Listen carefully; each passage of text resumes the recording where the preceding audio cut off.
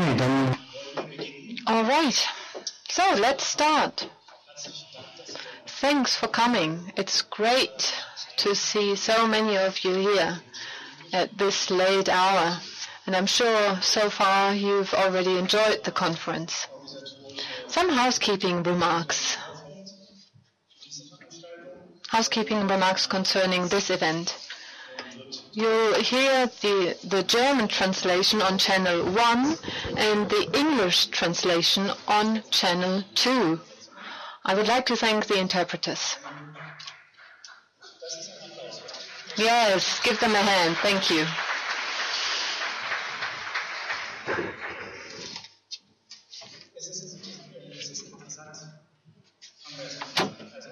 Let me start again. My name is Ralf Engelke. I am a member of the organizational team here of the BIEN Network Germany. Workshop 2 was a purely Brazilian workshop, which took place beforehand, and now many of the speakers here are from Brazil again. But we didn't want to have another Brazilian workshop. No, we wanted to stick to our topic, from conditional cash transfers to an unconditional basic income. Which pathways can we take to arrive at this unconditional basic income? So we will stick to this topic.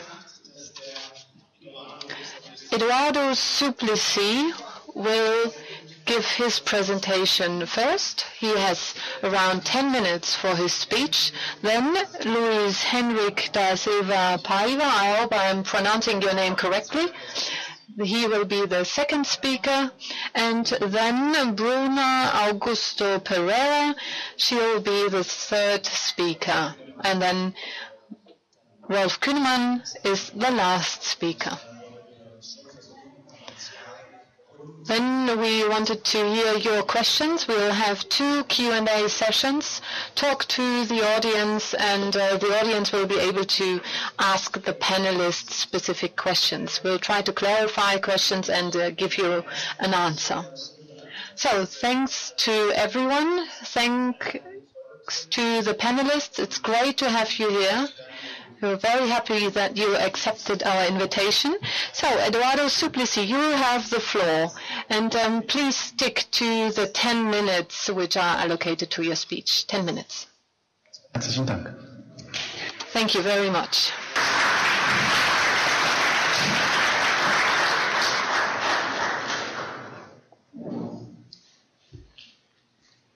Dear friends of BIEN, Professor Ralf Engelke, am I pronouncing well your name? Engelke. Yeah. Ralf Engelke. I'm very glad here to meet again Professor Rolf Künnemann and Bruna Augusto Pereira. She has been an enthusiast of the basic income, and I'm very glad to be here with her. And I'm very glad also that the organizers of this 14th International Congress of BIEN had first invited Minister Teresa Campelo of the social development and fight against hunger in Brazil, that has the responsibility for the main aim of the President Dilma Rousseff's government to eradicate extreme poverty and eliminate at the most absolute poverty in Brazil, and to improve the income distribution. Due to medical advices,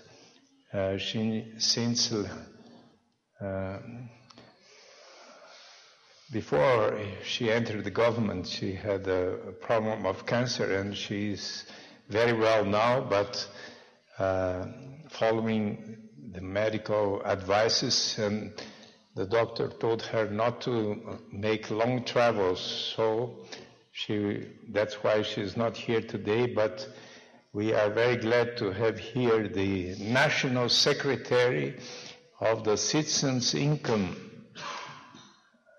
And you know why the National Secretary has this name, Luis Henrique da Silva de Paiva?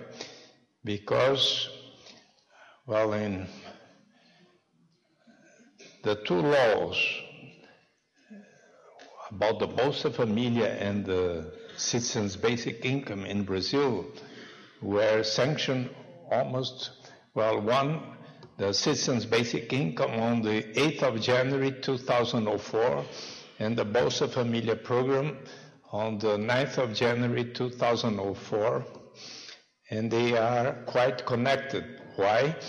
Because the citizens' basic income law says that an equal citizens' income to all inhabitants of Brazil, including those foreign residents who are living in Brazil for 5 years or more, will have the right to an income sufficient to attend their basic needs, for example, with food, health, education, and this will be higher and higher with the progress of the nation, taking into account the budget possibilities. But there is a paragraph that says that the citizens' basic income that should start in 2005, but it will be introduced step by step, taking into account those most in need under the executive criteria. Well, Luis Henrique da Silva de Paiva for many years has been contributing to the federal government under President Luiz Inácio Lula da Silva, and then he was appointed to be the National Secretary of the Citizens' Income. And the name, this National Secretary, the man who is responsible for managing the Bolsa Família program, is the National Secretary of the Citizens' Income, taking into account what is written in the law of the citizens' basic income. So he has a certain responsibility in coming here to the Basic Income International Congress. I would like to remind here that in August 1996, when Professor Philippe Van Parijs came to Brazil, invited by the University of São Paulo and the Federal University of Rio de Janeiro to lecture there. We already were friends. I had met Philippe Van Parijs in London with so many of you that are here, like Guy Stanley, Klaus Hoff, and not at that time James Edward Mead, but the daughter of James Edward Mead. In that London conference, there was a homage to the contribution of James Edward Mead because of all that he has written since an outline of economic policy to the Labour government in 1935 until 1998, 1989, 92, and 95, the trilogy about Agatotopia. And I was referring in the last seminar to him because in August 1996, I took Professor Philippe Van Parijs to an audience with President Fernando Henrique Cardoso and the Minister of Education of the time, Paulo Renato Souza, who has died now, and his team. And there was a discussion about a guaranteed minimum income through a negative income tax, and also there were some experiences in Brazil, local experience about guaranteed minimum income programs related to educational opportunities. And the local experiences of those programs that were also called Bolsa Escola in the federal district, in the city of Campinas, of Belo Horizonte, Ribeirão Preto, Belém, Mundo Novo, and so many others, had positive results and repercussions in the National Congress. And about 6 congressmen proposed that the proposed bills of laws, according to which the federal government would start to finance those municipalities that would start programs in that direction. And so Professor Felipe Vampares told President Fernando Henrique Cardoso that to start, well, the objective, the best thing would be an unconditional basic income. But this would be difficult to do it right away. And to start guaranteed minimum income to families as long as their children are going to school, since one of the problems at that time of Brazil was so many poor families that used to send their children to work very early at 7, 8, 9, 10 years of age instead of going to school. And so Felipe Vampares said, well, to start a guaranteed minimum income relating to educational opportunities would be an investment in human capital, and it's a good step. And so the President Fernando Henrique Cardoso gave the green light for the Congress to approve projects that characterize the guaranteed minimum income to families as long as their children are going to school, and then as long as their parents take the children to take the necessary vaccines. And then there were other programs like the gas aid programs. And President Lula, who had as his main objective to eradicate hunger in Brazil, he started a program a sort of a food stamp program, giving 50 reais per month to poor families as long as they spend their money in food. But already in October 2003, those 4 programs were unified and rationalized under the name of Bolsa Família program, the theme of what Luis Henrique will be speaking to you all. But I would like to tell you that more and more, being persuaded that the basic income is the first and best proposal, I am in my past months, I have been going all over Brazil and I have stimulated all the mayor candidates to start municipal, local experiences of the citizens' basic income, unconditional to all, even if they are going to do it gradually, including for the candidate of my party, the Workers' Party.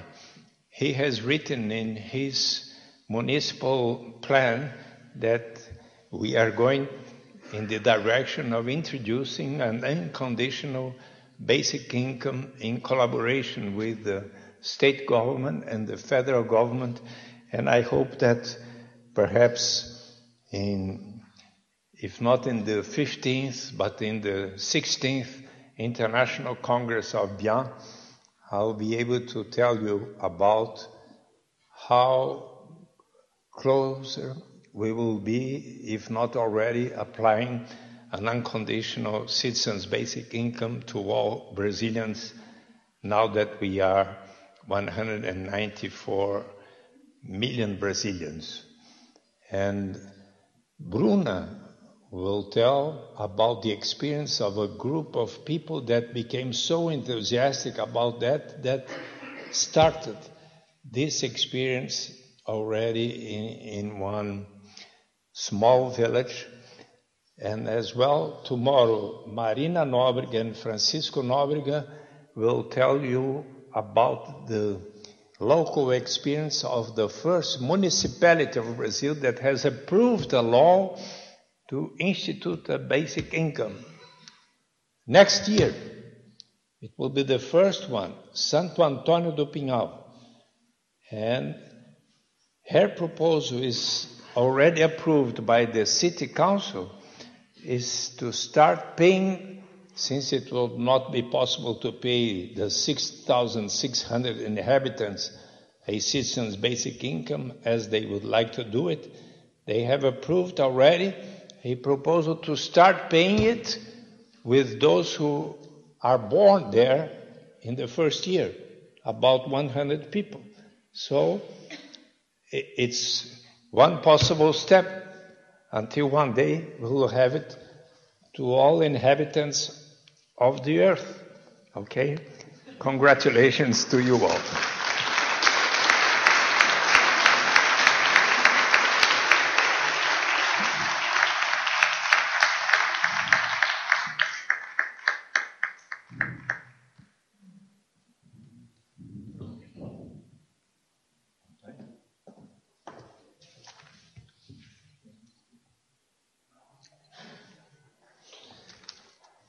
Well, first of all, on behalf of Ms. Teresa Campelo, Minister of Social Development, I would like to thank the organizers for the kind invitation to be here tonight.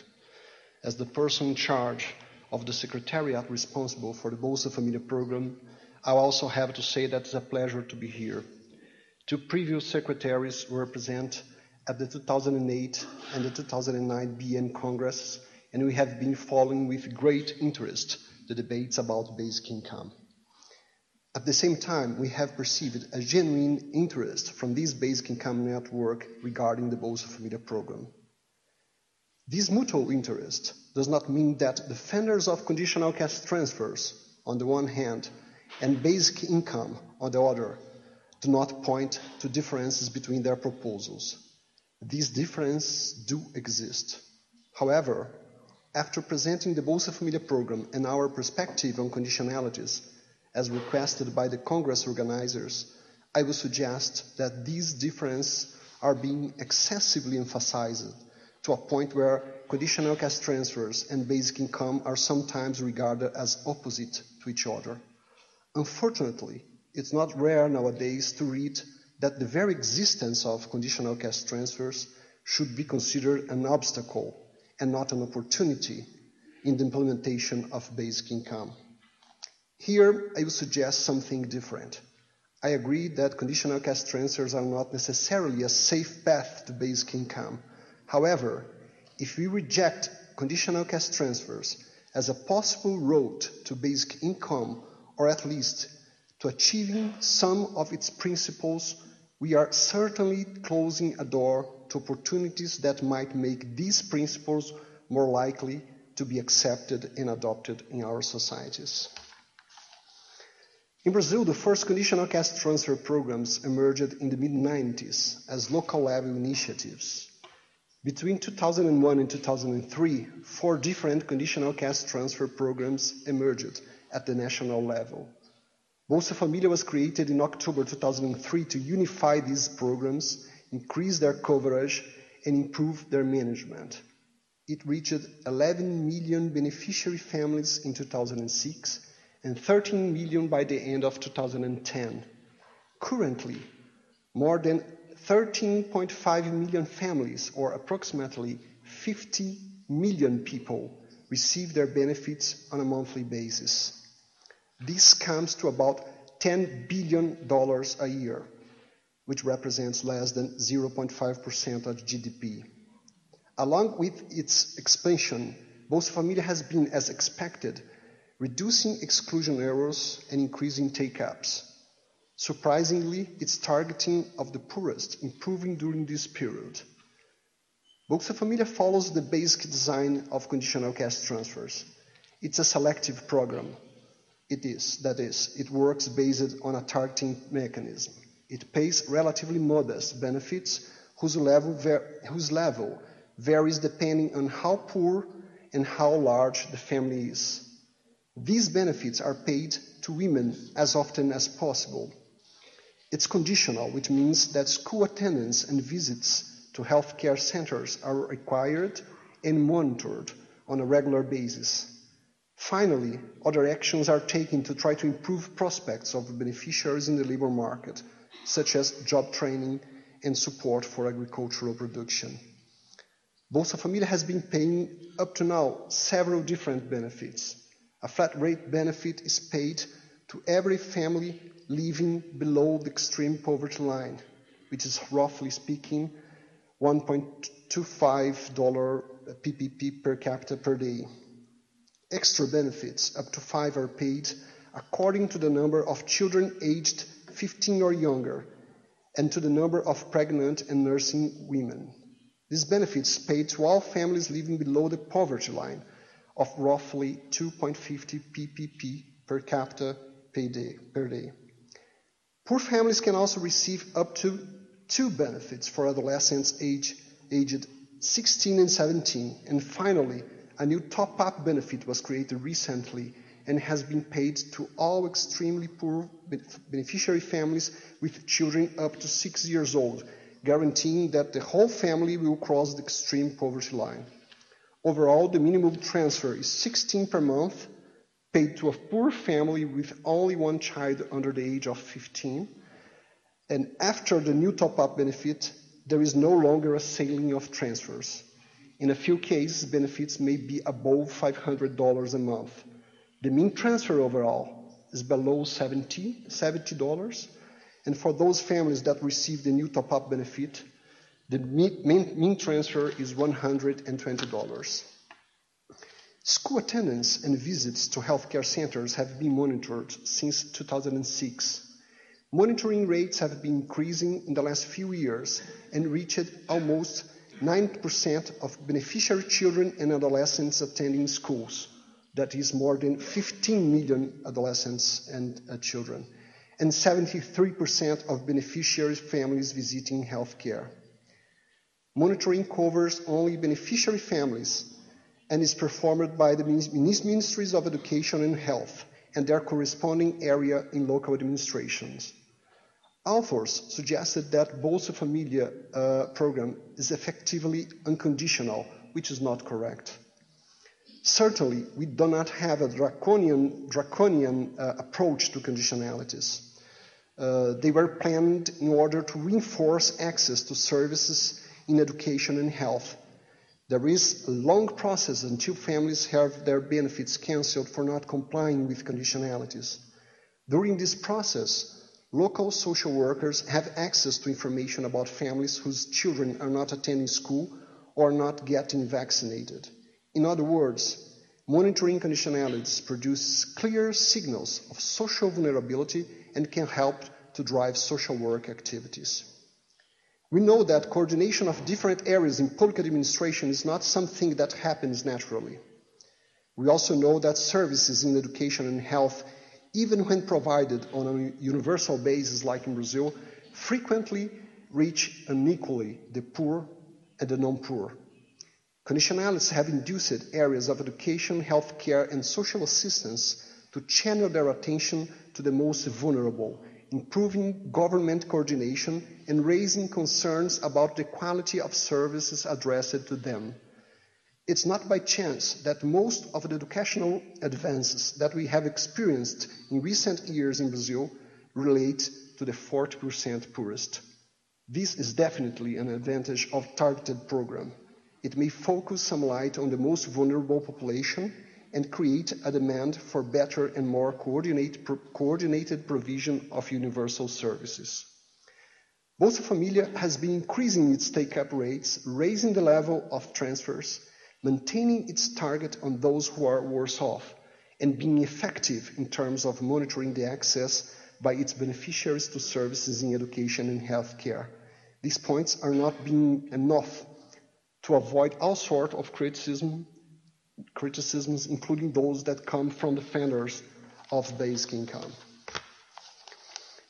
I don't have time here to talk about all those criticisms, so we will consider here one of the most frequent, that these programs tend to be complex from an administrative point of view and, in consequence, very expensive. This is one of the most common criticisms addressed to conditional cash transfers. When Bolsa Família was being implemented, critics suggested that administrative requirements were so complex that its management would be very expensive and that monitoring conditionalities would hardly be feasible. But this criticism is rather an assumption to be proven, and in two different senses. First, it's not necessarily true that administrative costs of selective programs are high. Second, it's doubtful that the administrative cost of basic income will be significantly lower. The Bolsa Família program demonstrated that it's possible to adopt a relatively cheap targeting strategy. We don't use real or proxy means tests, information about incomes declared by families. This information is cross-checked with other administrative records, keeping data as sound as possible.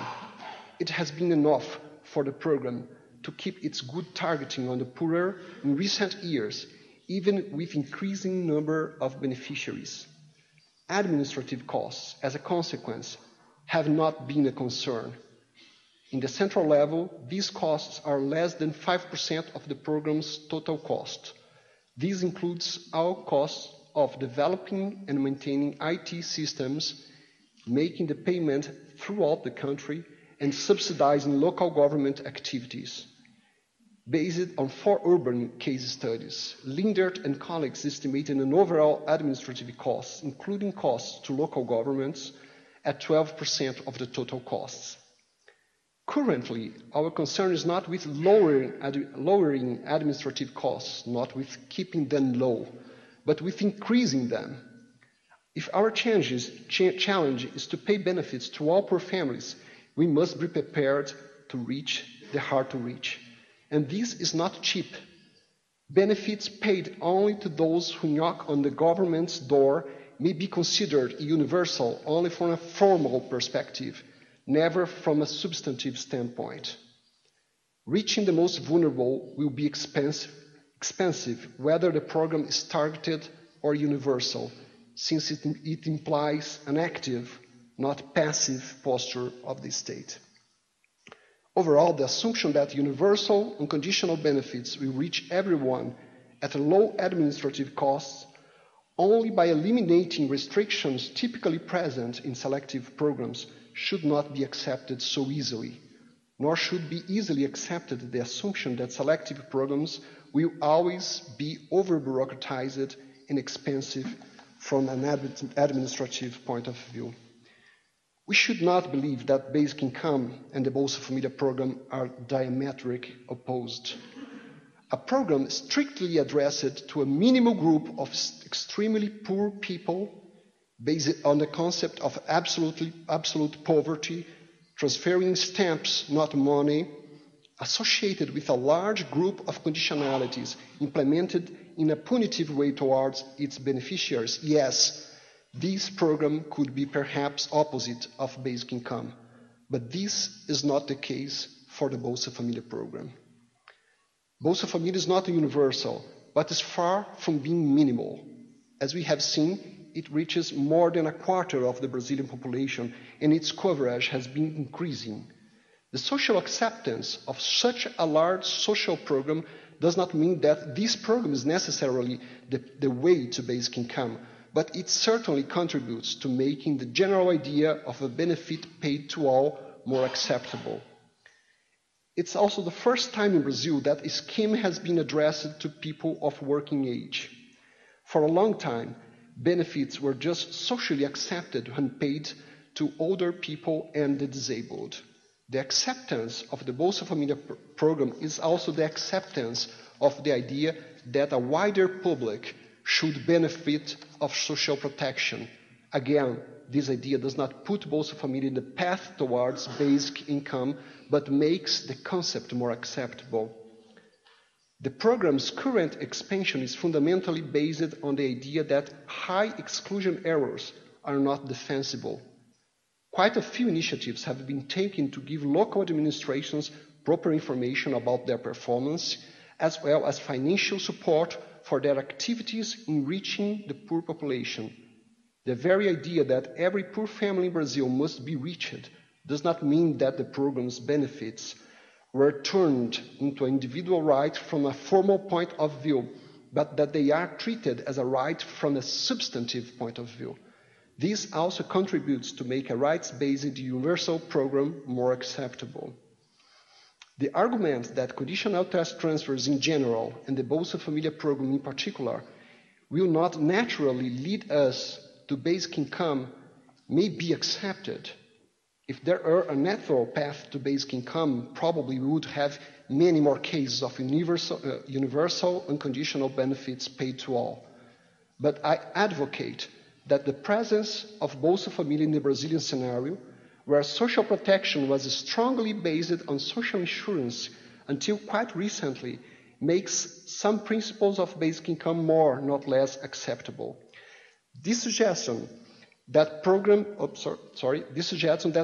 like Bolsa Família are an obstacle and not an opportunity to these principles may be classified as an adversarial approach by supporters of basic income, which is ultimately fruitless. However, admitting that some basic income principles may be promoted by a selective program like Bolsa Família does not imply that basic income should replace this selective program as soon as possible, nor does it mean accepting that basic income is necessarily a better way to achieve results associated with some of these principles, such as, for instance, poverty reduction. It just means that some of these principles can be promoted and some of these results can be achieved by other sorts of programs. Arguments in favor of basic income, for instance, its administrative efficiency or higher effectiveness in fighting poverty, should not be accepted so easily. Most of these arguments, if not all, are yet to be proven, and at least a few are probably wrong. Reducing poverty is certainly not the only goal a society may pursue. To share equally part of the wealth produced by a country between its citizens may be a social objective by itself, and in this case, a targeted program is not an option.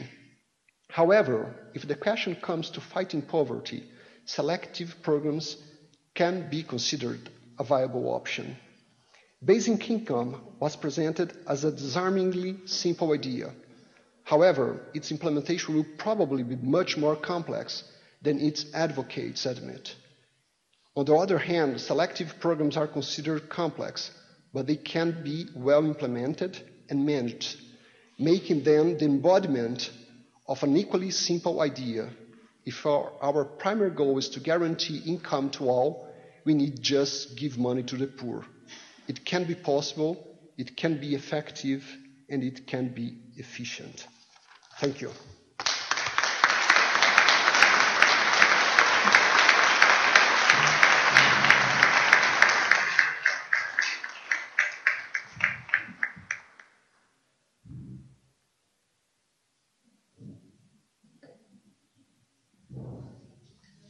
Hi, everybody. I'm very happy to stay here today to see some friendly faces and also some people that I only know through internet first, and now I meet here personally. And I'd like to ask also, I need to talk actually 15 minutes if everybody agree, because after all, it's 4 years of pilot project. So I believe that with the presence of members of the government and the ruling party is no shortage here are advocates for Bolsa Família. This makes it much easier for us, saving time and labor, because after recognizing the merits of Bolsa Família, we immediately can go to what really matters, the proposition of a basic income truly unconditional and enforceable not only in the micro, where we already operate, but the micro, in this case, national. As we do not intend to deny the merit of anyone, and we want to get right to the point, we have our first words by the recognition, and to remain no partisan, that both the scholarship and the Bolsa Familia have for families' social welfare and economics in Brazil. Thus, merit recognized, let us citizens, after all, is the minimum that is expected for us, because however takes the initiative citizen paying a basic income in a country with a government program of national dimensions of Bolsa Familia does not just have to see significant difference between both. After years of experience gained from the pilot project, we must have something more to say. And yes, we have. And this is a really shame that our minister is not here to say that to her. From our point of view, the dilemma of Bolsa Familia is that it cannot stop or continue as it is. Back to the policies of the public who ask for the bread baton, not even deserve mention. What should we do? Sweeten the bitter taste of the welfareist drug? No, thanks. Develop is accurate, but more than output ports, we need, without missing word, is leaving the Bolsa Familia and entering the basic income. How? That's the question. A gradual transition is proposed that initial analysis seems to be the most sensible. Decrease conditionalities until a given a moment they set no longer exist, and behold, no one feel or perceive painless, and finally arrive at basic income. In theory, this is an excellent proposal, and this is the problem, in theory. Handle is a battle, a struggle of political and economic interests, as if there is likely to be faced with writing only. It is a piece of fiction, or rather bureaucratic. Then we cannot be offended when they accuse us of being advocates of basic income to being mad and utopians. There is no doubt that the pen is stronger than the sword, but we need less people writing and beating, and more people putting their hand in the pocket. In practice, is a different story, and on the basis, we will make our propositions. If we are wrong, great. The Brazilian government finally begin the transition, and we just ask why it took so long. If not, again, while the buzzer sing, we will work as a work ant. Perhaps this discourse sounds too pragmatic. It's not. Quite the contrary. We speak very clear that the transition from Bolsa Familia to basic income is much more than discussing technical issues or public policy. That is why the discussion of the implementation of basic income cannot be closed in the transition of Bolsa Familia for basic income. Why reduce the issues to mere reduction or increase of conditionalities? Because this will not only lose in terms of proposition, to not do nothing, is especially lose the libertarian and universal principle of basic income. Reduce the basic income as a government program and the unconditionality that demands respect, dignity, and human rights to a simple technical question lost the action of the civil society, the most interest in nullify the conditionalities. Truth be told, it's the only growing. This is not strange that the civil society do not base work and put their hand in their pockets to pay solidarity the basic income, as the pilot project in Coatinga Velho.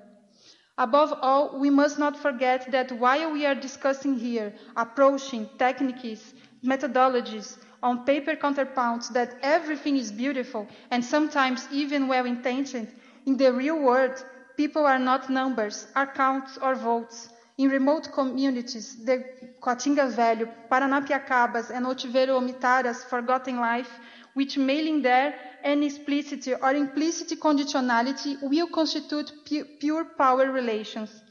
Does not mean that in each of these places reigns accommodation, clientelism, patronage, paternalism, dependence, but it's clear that if this is not the case in the merits of the parties involved, in the personal relationships, and not as a result of this system. As Oscar Wilde said, all authority is degradant, degrades those who exercise it as those over whom it is exercised. When used with a certain amount of kindness and accompanied by prizes and rewards, it becomes alarmingly demoralizing. Individuals, in this case, less aware of the horrible pressure they are subjected, so go through life in a kind of rude comfort as domesticated animals, without ever realizing that others are thinking too, living by other people's standing, wearing practically what one might call the clothes of others, without being themselves by a single moment. Who is free, says a astute thinker, not satisfied, and authority to entice people to conform, creates and natures a very crude kind of barbaric. So, worse than the employment trap that closes Bolsa Familia and basic income overcomes, conditionalism brings in its wake a danger even more to democracy and citizenship. Every conditionality implies the suppression of the full exercise of citizenship, and a vein are open to state interference in one's life. And those who think that such interference is valid under certain conditions, it is because we have never seen in such a situation to suffer embarrassment and discrimination. Do not know what is being treated, screening with poor, as a people, or a livestock, or wheelchair. And I'm not speaking here as a researcher. I speak now as a resident of a poor community which not only saw, but I felt in the flesh what it describes. The true authority does not force, but give. Do not create conditionality, create conditions and opportunities. For the authority do not be itself a problem. It is necessary a pedagogical relation and not power. But first, the citizens must have the right in any moment to reject it. But from the authority, this is not enough. The true authority does not wait for the independence. They must work for the emancipation. It's only in your denied and not in your affirmation that the authority legitimate yourself. And just do your work when it becomes null and set free the citizens for your dependence. Education is not this paternalism show of society. Education is the process of social transformation of dependent people incapable, people with real freedom. The authority is only valid for a free education, and the authority who doesn't work in favor of emancipation, it is not educative and citizen, it is counter-pedagogical and authoritarian.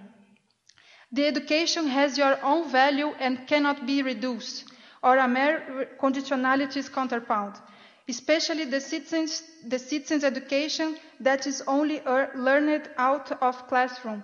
It is learning in the democratic and the social transformation itself.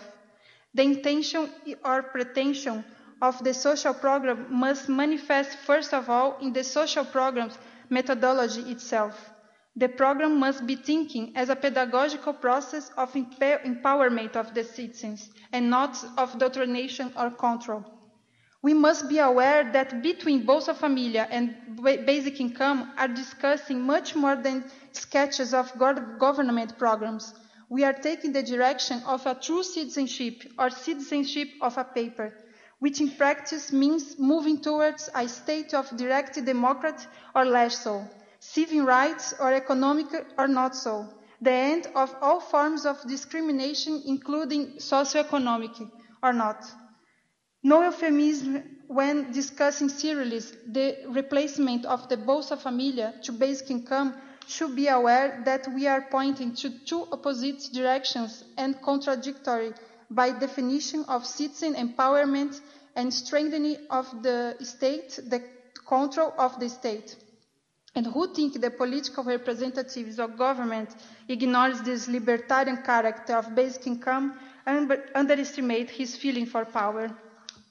The difference between Bolsa Familia and basic income apply at least that has been put into practice so far is therefore not only a right to a care insurance law, but the approach and especially principles. The basic income is libertarian, is democratic, it's a citizen. Both aims to eradicate poverty, but the poverty basic income not only economic but also political. And so much depends on the methodology with which it is put in practice. It's completely fallacious idea that we should give up our personal freedom if we have some collective security. True freedom and security are guaranteed in the state as the real freedoms. The very uncertain about the deprivation of freedom, terror, and fear arising from the constant possibility of the loss of the fundamental conditions of life and livelihood is in itself constitute an act of violence and the poverty. That's why we cannot combat poverty materially, while hunger and poverty are the most severe forms of deprivation and emergency. Its eradication cannot be done at the expense of political political freedoms and cultural rights of the citizen. Poverty is not only material.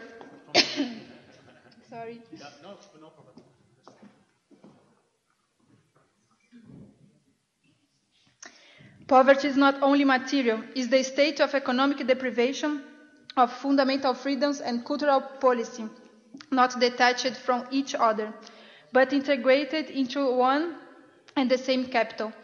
That is why it is mistaken who thinks that we distribute money in Coatinga value. We provide capital in all its forms of capitalized via basic income. We are not playing with words. Without this capital, money is paper without this network of trust and reciprocity. The financial system itself is only a cloud of numbers on the internet. Our commitment to the libertarian spirit and social basic income is so deep conviction that we have in countries with authoritarian regimes to democracy in disguise. And unconditional basic income will be a fake, a basic income in name only. For conditionality in these states, exception of right will be tacit and implicit obedience to the government itself. This extreme case is important to understand that without political freedom or full citizenship to basic income, and generally all income transfer tends to no longer be an instrument of libertarian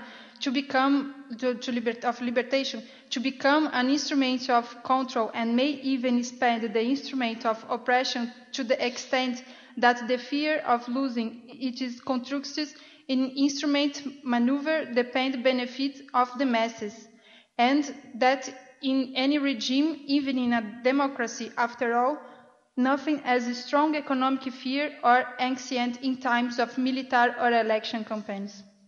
This does not mean that we should adopt the neoliberal posture of live and let die. On the contrary, we must convert the boom in law and adopt the redistribution of the common good based on the new social contract. More than contemporary surveillance state must guarantee real freedom as the basis for a true state of peace, not only in his letter magna, but the systematization of new institutions devoted to the emerging political paradigm that requires the empowerment of the citizen and not the other. In this sense, basic income inspires new indicators for measuring the performance of government social policy mainly. This evaluation involves two basic questions. As the raised back in the fact to the hands of the citizens without giving lost its way, what goes into the hand of those in need. These efficiency rates, both operationally and redistribution, should be compared with the rates of social inequality to determine the efficacy and effectiveness not only of public policy, but the legitimacy of the institution itself. Contemporary states not producing reduction of social inequality have no morality to tax, because the tax that effectively does not reduce social inequality is nothing but institutionalized theft. On this subject, we have an even more sui generis position. Advocate a basic income maintained by voluntary contributions. which does not mean defending the ingenuity to survive with any donations, but any form of association or social contract between free and voluntary persons who are not obligated or forced, even if coerced by legal means, to finance a basic income each other. Especially because between traditional philanthropy and taxes, there are other forms of intelligent life possible, other forms of systematized, more efficient economic and legal action are possible and should be experienced by a lab to develop new public policies. And this is what we are currently doing in ReCivitas, and this is on the experiments we propose to talk now, because it's very easy to criticize. Create workable proposition from this criticism. This is the real challenge. Our pilot project of Coatinga Velho has been criticized for being ridiculously small, yet it is precisely in their diminutive dimension that lays its greatest strength and potential to design a strategic plan for implementation of the basic income scale, either in Brazil or international. Why not? The need for adaptation gave Coatinga Velho very interesting features. Their model of network community with low operational costs makes it not only extremely cheap, but highly replicable and much easier to become self-sustaining. Its returns unobtrusive but significant in terms of human development and microeconomics make it attractive for social investment, especially for not being inserted into the logic of social assistance programs, but within the solidary economic and financial associativism. It was the line that we now work shortly after the first result that pointed to the path of microfinance and culminate with the Big Bang, the social bank first presented at Hitsumaker University at Japan in November 2010. Nowadays, if there is something less well-liked, that governments are the banks. But the creation of a social bank too is important for the three reasons. First, that the idea of a compulsory contribution is a contradiction with the principles of a basic income. Second, it's perfectly possible to eliminate bureaucratic costs when we associate financially through contracts where we assume the commitments of our income contributed and pay equal for all members of this community. And third, it gives financial inclusion as economic right, i.e. the social character that it must have, and the social character the bank owns. The social bank proposal can be put in practice by any community independent of the common good that constitutes herself, as soon as they have the social capital and wish to apply the principles of equitative contributions and equal redistribution. Supposing wish and social capital, we could, for example, make from BIEN the principle of this community and make a mutual security network through this Congress. But this mutual security network wouldn't have sense. After all, for the universal spirit of basic income, better will be construct this network through the mutuality borders, as a foundation designated to finance a basic income experience all over the world. All of you, especially the institution, government, as Brazilians, could make some contributions. If there is no conditionality into what they put to socialize the loss in banks during the financial crisis. Actually, they are too big to broke, and society even bigger, and they are putting a bank router in the world. But this is obviously utopic. Even finance freedom and liberty and international territory is always easier than your own. Sorry for the representatives here. I also represent a juridical person. A solidarity network is not a job for a juridical person with a fake personality, but with a natural person with real character. That is why I want back for the small world. but real and replicable, for what we are doing to multiply the real experience with basic income, like in Coatinga Valley worldwide.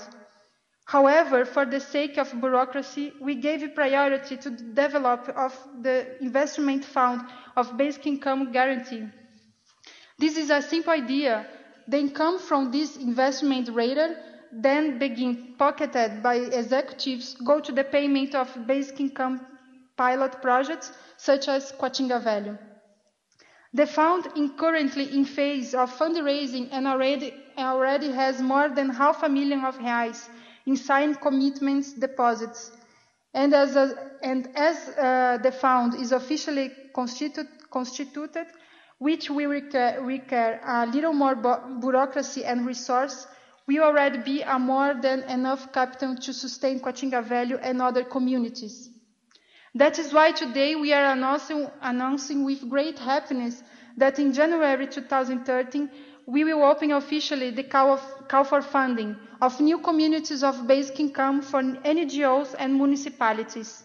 And we invite everybody here to take part of the foundation of this Solidarity Network Borderless to join us. Some people think that this is not a basic income, that a basic income can only be paid by government. We are running the original conception of the idea. Quite the contrary, as Thomas Paine says, much of that order arraying in mankind is not the effect of government. It has its origin in the principle of society and the natural constitution of man, the mutual dependence and reciprocal interest of every man to respect the other, and that all part of a civilized community has some relationship to the other, creates a great thread that holds it together. It is the great and fundamental principle of society and civilization. The common usage universally consented to and mutually and reciprocally maintained the incessant flow of interest passing through a million channels, strengthens the total mass of civilized men, is all these things infinitely more than to anything that can make even the best instituted governments, which depend the security and prosperity of the individual and the whole. With regards to all these matters, man is a creature more consistent than he knows and than government would wish him to believe. The spirit of a basic income has always been libertarian and walked toward universalization. Basic income closes a freedom and equality so real that even the nationality should lose their tacit condition for unconditional communion between people voluntary, willing to guarantee this right universally, without intermediaries or impediments in a borderless of a solidarity network. That's why the basic income should be an international initiative, because human right and freedom of the magnitude of basic income cannot know borders or discrimination between peoples and territory, especially because if there is something we learn not with the project but with the invisible and silent struggle that kept a community standing virtually alone for 4 years, is that the basic income will never be given, for a very simple reason. It is not a blessing, it's a law, and fundamental rights and freedoms historically is not granted, but acquired. And what does this have to do with the specific proposal for the transition from Bolsa Família to basic income? Everything. There is no transition. There are two separate programs on purpose and principles. The best strategy to stimulate with tax incentives for investors or even allocation of resource for this investment fund for the third sector to delivering in basic income communities strategically, prioritizing the poorest location according to the maps of poverty, which the government has anyway. NGOs have the reach. Since the basic income resource is founded directly by private enterprise and the government's Bolsa Família, the two would act in a cooperative manner. The output of the Bolsa Família would then be natural, with its own exit from the poverty line, the first condition for it to start receiving the benefit. The Bolsa Familia does not cease until it's no longer and falls naturally into obsolescence if or when the basic income will performs its intended effect. We partly not only bet, but work for this moment. And we can say that this process of supplanting the natural basic income on the Bolsa Familia will occur, mainly because basic income is not a program, but the foundation of a new economy. Soon we will publish the data on a new experience that will complete 2 years with a new type of microcredit factored in basic income, and by the special characteristics of profitability and reliability that gives basic income can recapitalize themselves without interest. Another teeny small revolution with the revolution basic income applied, and that this strengthens our proposal.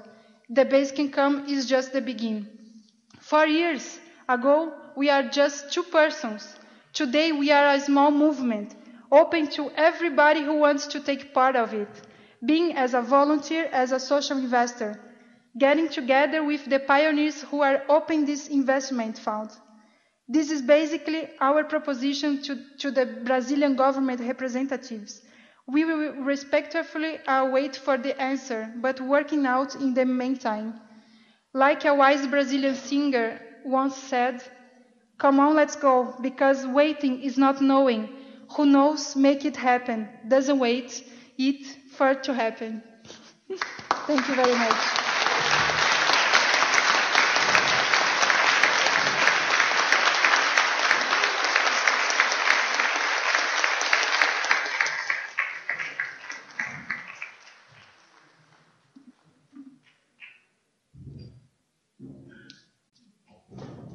I will break the protocol, because if you all accept, I will send this lecture by Bruna to President Dilma Rousseff.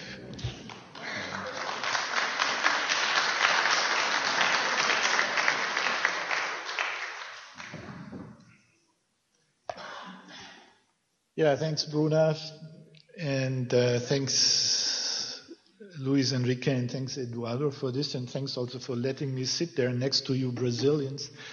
As a German who has always had a lot of sympathies for this country, and out of these sympathies has been following what you are doing over there.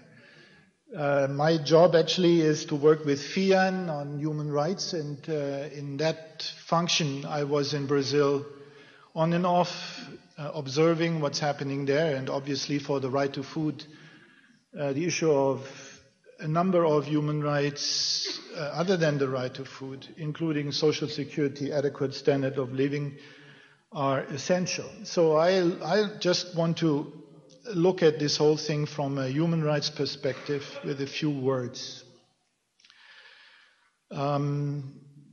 That looks a little bit different from the perspective of the government. And as a human rights person, I have to apologize for Bruna that I have to talk about states' obligations, right? And I'm very encouraged, though, about all these private initiatives now coming up in Africa, in India, and in Brazil. I think that helps a lot. 2 questions I want to deal with. One is, why from conditional cash transfer to basic income? Why?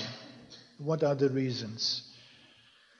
And the second question is the eternal question, how to finance the basic income in Brazil, for example.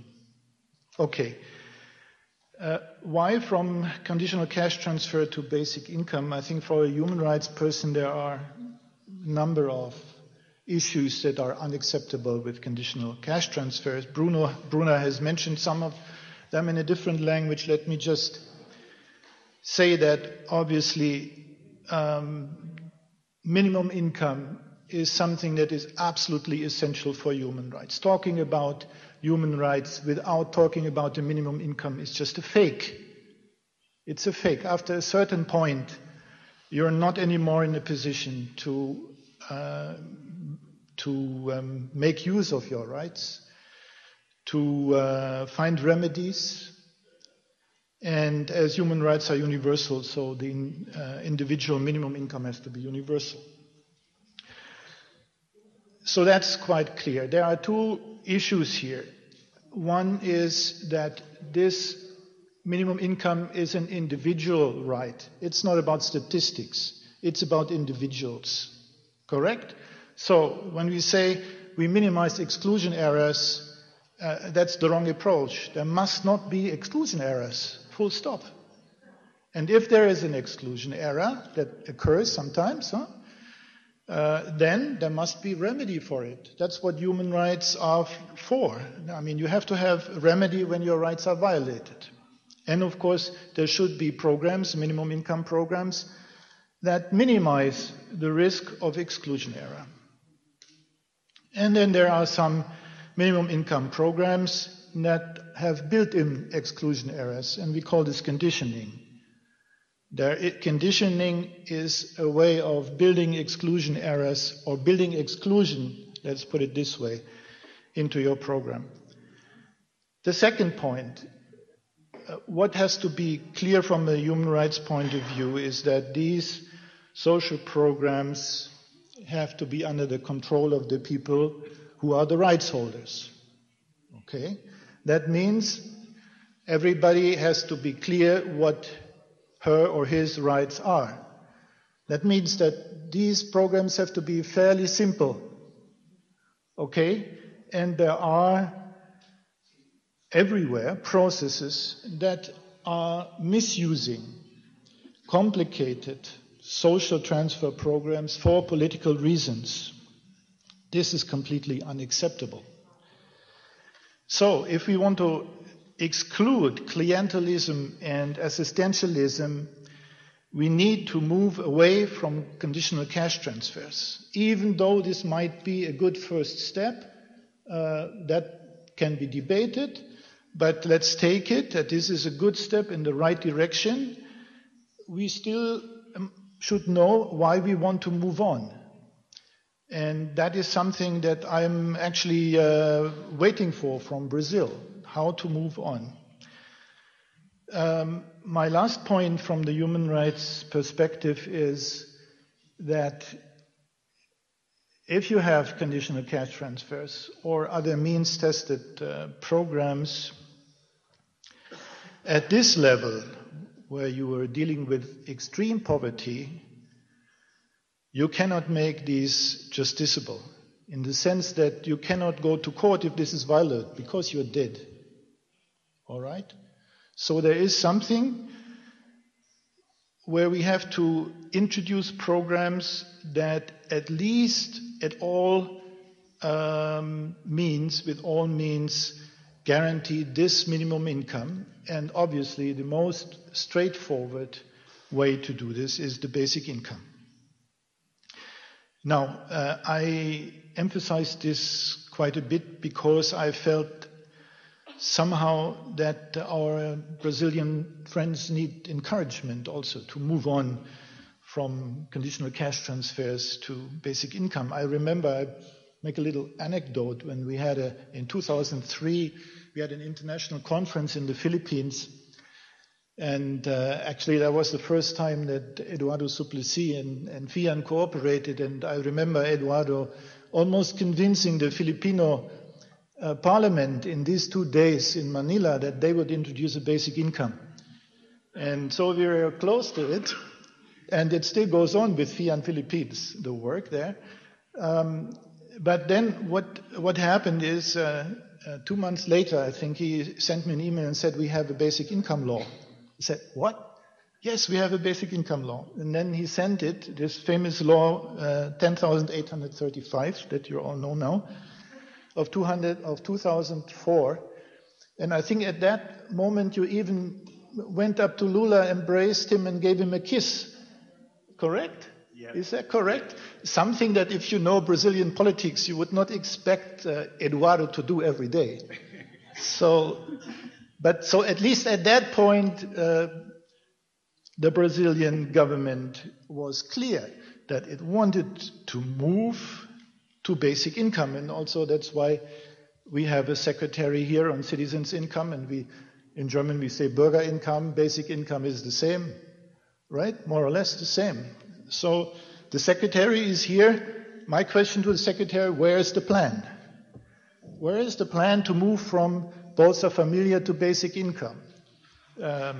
So, I mean, when we make our strategies in FIAN, we sit down and write a timeline, okay? In 5 years we want to be here, in 10 years we want to be there, and so on. And Brazil actually wanted to be close to a basic income within a period of 1.5 years. What was it, January 2005? So I'm wondering, actually, where is the plan? And maybe we can discuss a little bit about the plan. So since I got impatient, I started collecting data when I was in Brazil. So data on income distribution, taxes, social system, and so on. And I made my little model, which everybody can have. If you want it, it's on an Excel sheet. And found out that in order to have a basic income, to move from Bolsa Familia to a basic income of 100 reais is very modest, and the data is like 10 years ago. There's a fairly straightforward reform that you can do within the social system as it is, cutting some benefits. There is, I think, a lot of need for reform in the pension system, where you can cut out a lot of flesh there and move it in the right direction. And you can really increase taxes, right? You can increase taxes. There's nothing wrong with it. I mean, the taxes in Brazil are so low that, I mean, it's almost like Switzerland. So I don't want to get into the details. I just want to invite you, I think it's somewhere on the website, to look at this model, in particular our Brazilian friends. I want to draw your attention to these 2 publications that are also available on the website. This is a study done on Bolsa Familia, human rights analysis, also on Zambia and Malawi. And this basic food income option or obligation is a human rights analysis. So it debates whether it's not really an obligation for states or just an option. Thank you.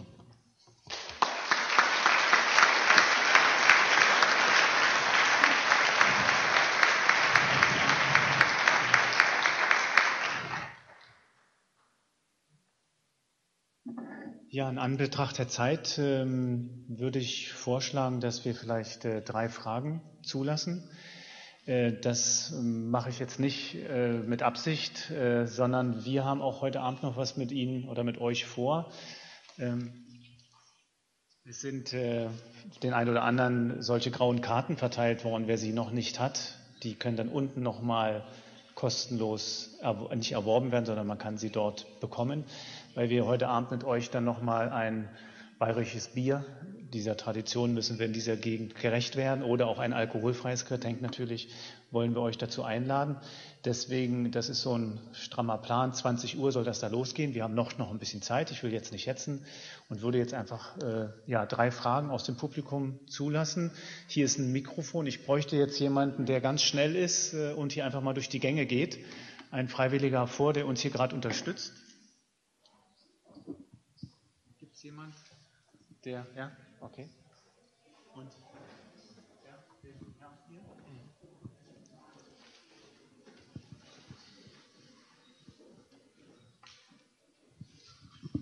Ja, danke. Mir hat das alles gut gefallen, auch das Statement zum Schluss von FIAN. Nur wenn wir in Österreich wären, dann hätte ich nicht gefragt, wo ist der Plan für die Weiterentwicklung zum bedingungslosen Grundeinkommen. Da hätte ich nämlich gefragt, wo ist der Plan von der bedarfsorientierten Mindestsicherung zum bedingungslosen Grundeinkommen? Und hier in Deutschland hätte ich gefragt, wo ist der Plan von Hartz IV zum bedingungslosen Grundeinkommen? Danke. Okay.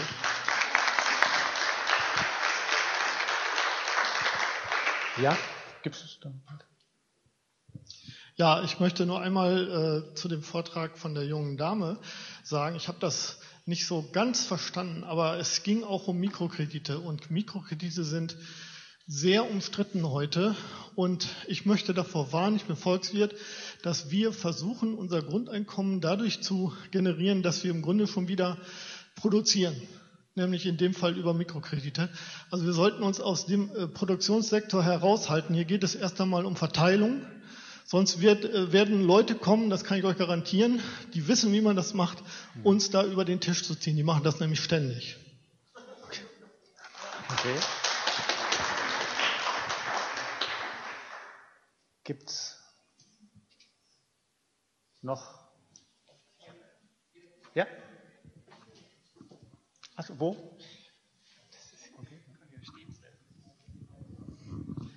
Ulsambo. Wir warten schon viel zu lange auf das bedingungslose Grundeinkommen und jetzt geben wir uns eben nicht mehr zufrieden, einfach nur die Armut ein bisschen zu beseitigen. Es gibt verdeckte Armut und es gibt Ansprüche, nicht nur in finanzieller Hinsicht, sondern einfach auch in Bezug auf den Lebensstil, den wir führen wollen. Also das heißt Umverteilung, gleiches Recht für alle und Freiheit auch in politischer Beziehung. Also ich denke, wir geben uns nicht mehr mit Almosen zufrieden. Wir haben den Anspruch darauf, auf ein Recht in Würde zu leben, alle miteinander und in ähnlicher Art und Weise und nicht mit großen Unterschieden zwischen den Menschen.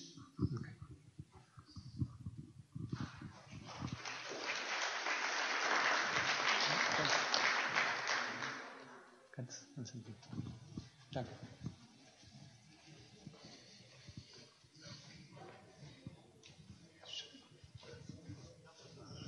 Yeah, first of all, let me say muito obrigado. I think we learned here very much how important this international exchange of ideas is. And let's really establish many of these international exchanges, Brazil, Germany, and so on and so on. If I have to be short, which is clear, let me exploit your presentation here as learning for the German situation. I think you showed very clearly that all these kinds of detours to a bedingungsloses Grundeinkommen are not a good way. There are so many dead ends where you can be fixed. We have, I think, the easiest way to a big is the direct way to a big. Maybe that in special countries, like in Brazil, this idea of the Bolsa Familia was a good idea and important. That's not my point. But we have many discussions in Germany. We say, let's do this step first and the other, and at the very end there will be the big E or the big. I don't believe in this strategy. Muito obrigado.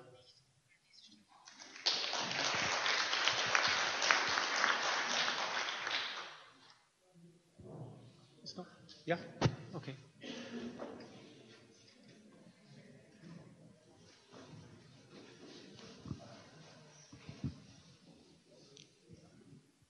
Hello, my name is Luis. I work with Bruna in ReCivitas, and I'll just add a comment about a general misconception that we have here about the Brazilian taxes.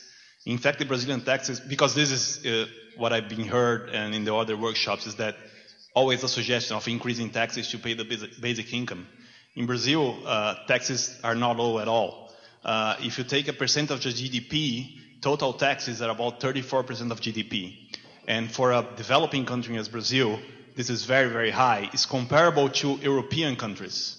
Okay, the developing countries that compete with Brazil for producing goods, mostly in Asia, they have an average of about 20% of GDP on taxes. So in Brazil, what you can see is the income tax of individuals are relatively low. The biggest portion that you pay is 27.5%. And that's why it appears to be low. But in Brazil, for companies, we have a very high level of taxes, especially taxes that hurt the revenues. So even if a company that has no profit or lose money, they pay taxes on revenues. And also the cost of labor in Brazil is very, very high compared to other emerging countries. So just to add my point here is that increasing taxes in Brazil is not a way of funding the basic income.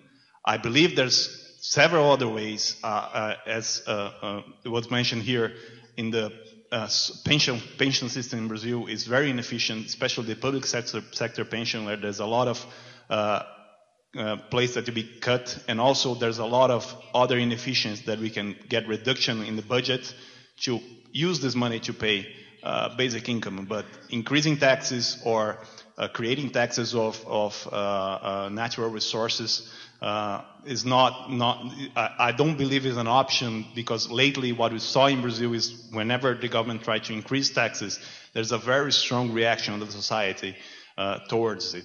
So it's not a very easy option. Okay.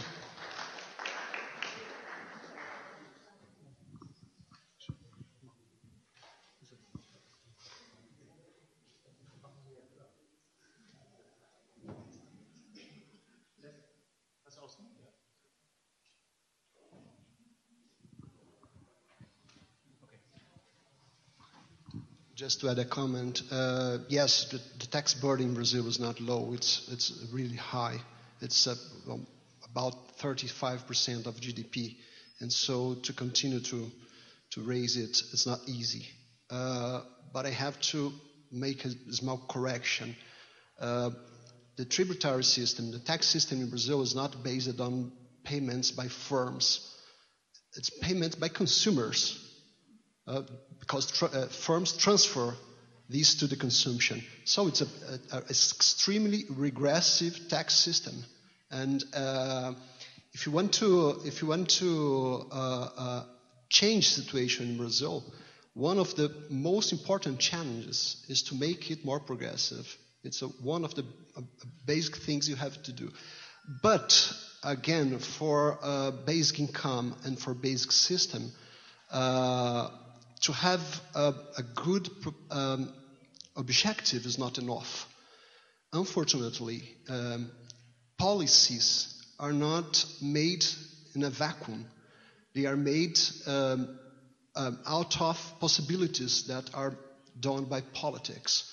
So we have fiscal, financial constraints. We have battles in politics, just to mention one of them. We asked Senator Suplicy the other day to help us because one bill is in the Congress addressed to increase the number of, several bills are in the Congress, but this one is almost getting passed, to increase the number of conditionalities to the Bolsa Família program. And so we asked him to help us to talk to one of the senators that is proposing, but it'll be difficult to hold this project right now. So we are not making policies in a vacuum. We are making policies in an environment, in a difficult environment sometimes. And there was a politician in Brazil who said that the politics is the art of the possible, and we are used now to say that is to make more than what's possible. But even so, not everything is possible, and you have to be cautious with that. Thank you very much.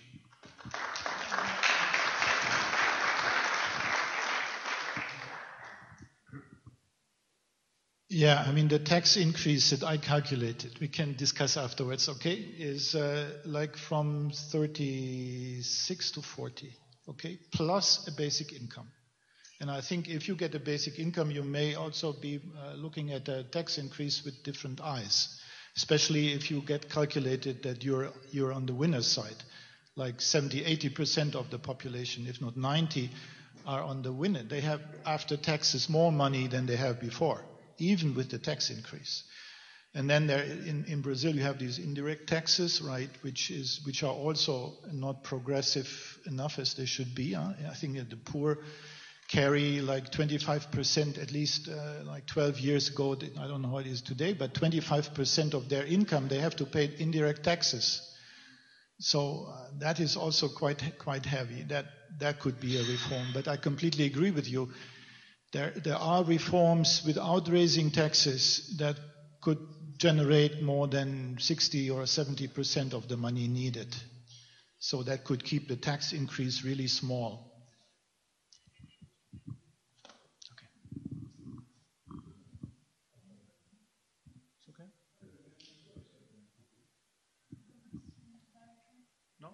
okay. No. Okay. Oh, you? Okay. Aqui, olha. Okay.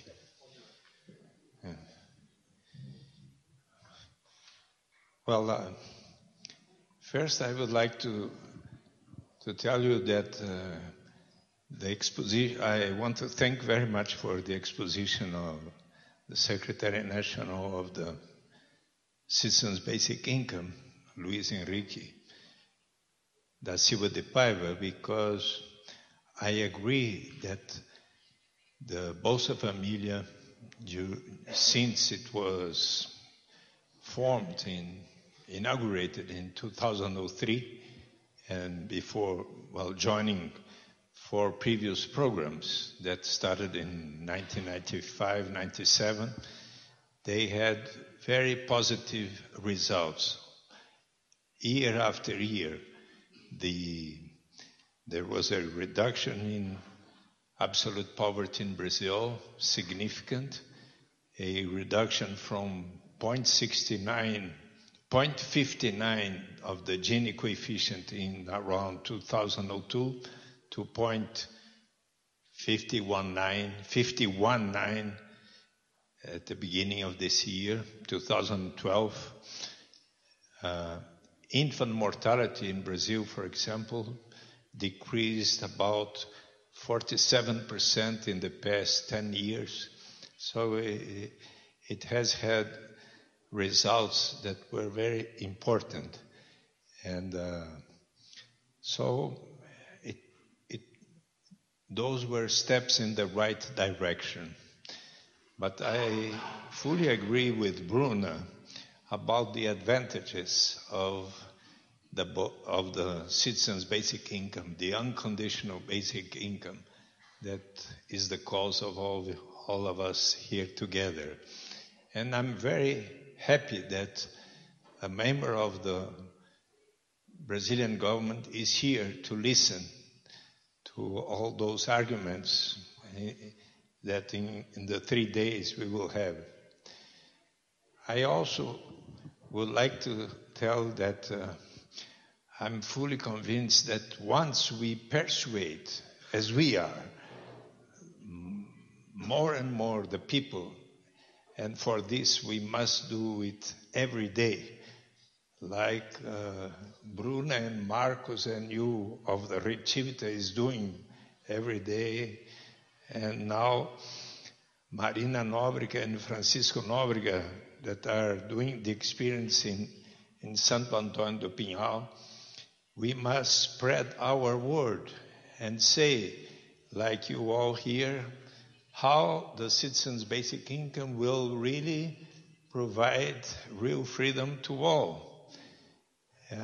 Dignity, as Bruna was so well arguing in favor. That's why, I would like to send both the defense of the Bolsa Família to President Dilma and Bruna's defense of the citizens' basic income to President Dilma, and I will refer to both in my speech next Monday in the Brazilian Senate. But there are more arguments. I'm fully persuaded about the basic income also because from the point of view of a developing economy such as that of Brazil, I believe that it will make our economy more competitive with respect to the others that will not institute the citizens' basic income. I have been lecturing at the Palatino, and I have presented with the Maria Soledad Vela from Ecuador a project to be a model for the 23 nations of Latin America and the Caribbean that is attached to my paper here, for all Latin American and Caribbean countries to introduce a basic income. And I have argued to them that In the United States, in Great Britain, in other developed nations, you have income transfer programs such as the Earned Income Tax Credit, the Family Tax Credit, that provide a complement of income to those who work and don't have enough income to get out from poverty. For example, a family of husband, wife, and 2 children in the United States, if they get $18,000 per year as wages, they have the right to the Earned Income Tax Credit of $5,260 more, and they go up to $23,150 or so, $250. That is above the income level, the poverty level for families of husband, wife, and 2 children. And we must be aware of that. And one way would be to make something similar or even better. And what is even better is the citizens' basic income. And where is the proof? Well, in the book now by Carl Weiderkist, Howard Sherman, and others, and our economists from Alaska, the proof is there. It is in the place of the world, whereas the citizens' basic income exists. How can I prove that? The result of the Alaskan experience. After 30 years of the Alaska Permanent Fund dividend system that started to pay to all inhabitants living there for a year or more, first 300 and 400 and 500 and so. In 2008, $3,269 per capita. In a family of 5, $16,000 per year. What was the result of distributing about 6% of the gross domestic product to all Alaskans for 30 years? Well, the Gini coefficient of the United States in 2011 was 0.47. In the most unequal unit of the United States, the District of Columbia, where Washington, D.C. is 0.533, even higher than that of Brazilian today. And that of the Alaskan state, 0.40. It has made Alaska the most equal of the 50 American states. When in 1976, J. Hammond proposed the Alaska Permanent Fund to the Alaskans, the result in a referendum was 2-1, 76,000 yes, 36 no. Today, it is considered political suicide, even for Sarah Palin, the governor of Alaska in 2008, to propose the end of the Alaska Permanent Fund dividend system. So when we explain well to the people the advantages of the citizens' basic income, the unconditional basic income, in general, most of the people agree. So we all here have a tremendous